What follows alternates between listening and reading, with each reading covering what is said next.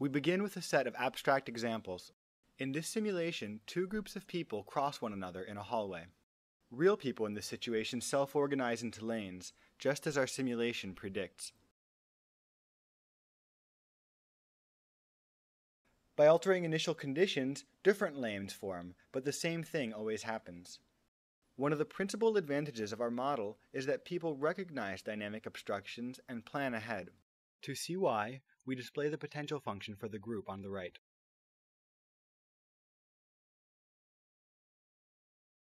Valleys of low potential form as the people approach one another, becoming lanes.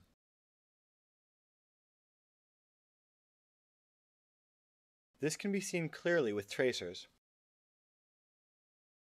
Here, we inject people into the four corners whose goal is the opposite corner.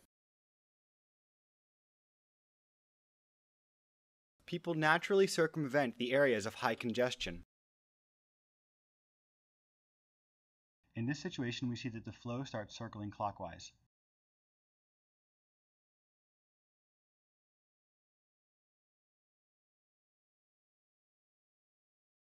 This type of vortex has been reported empirically in the crowd literature.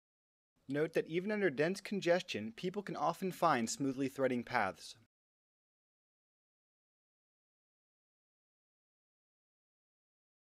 We now compare our model to two agent-based systems. Notice that individuals in our model plan ahead for the area of high congestion. Increasing the radius of influence in an agent model still does not achieve this.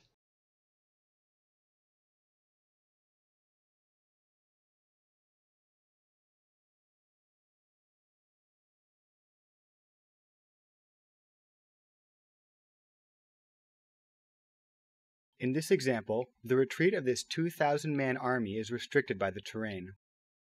Notice that as the central pass clears out, people on both sides switch to use the pass.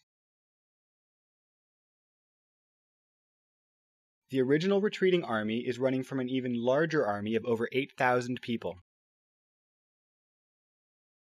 Without rendering, this example of over 10,000 people is simulated at 5 frames per second.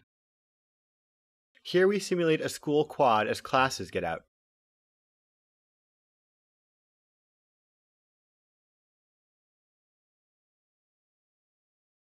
Despite the rapidly changing conditions, people find smooth paths.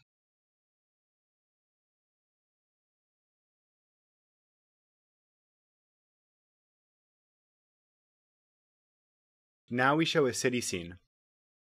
At first, people are willing to walk anywhere to reach their goal, including the streets. If the streets have discomfort, however, people will stay on the sidewalks. By reducing people's speed onto the street when they shouldn't cross, we can simulate traffic lights. The stripes on the ground indicate the color of the lights.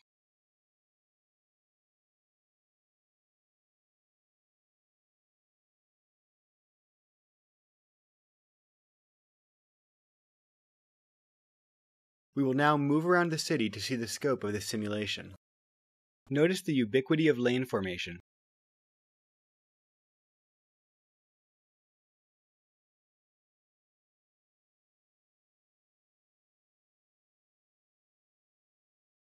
Here we show a building evacuation.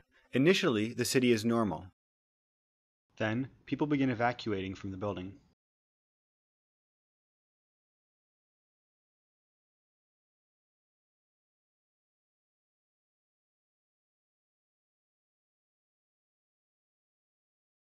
Notice the interaction between crowds of different speeds. Eventually, everyone realizes something is wrong and they all try to distance themselves from the building.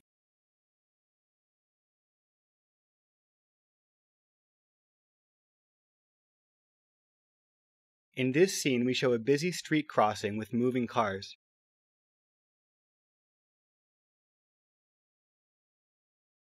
Small amounts of discomfort and speed are projected in front of the cars, so people prefer to pass behind them.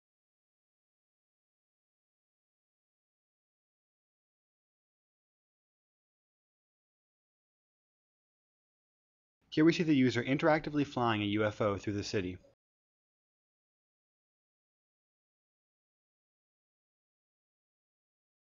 Large amounts of discomfort and speed are projected in front of the UFO.